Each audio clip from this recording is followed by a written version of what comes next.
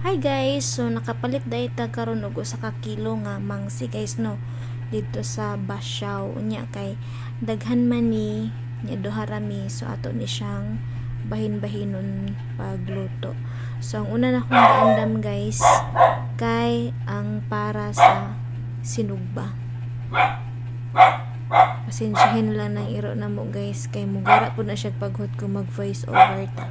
Unya din hiyang dapitan nagandam na pod ko og para sa inununan kay tulo ka putahe atong himuon ani guys.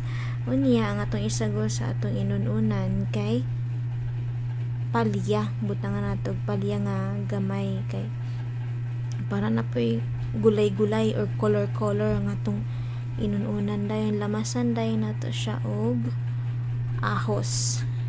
Unya mura na kadaghan na asinan nato guys para magkalasa mo na siya. Unya pagkaluto sa to inununan guys ato dayon ibalhin ang baga kay magsugbata ug nagkilaw daipod ko guys. Salamat sa pagtan-aw.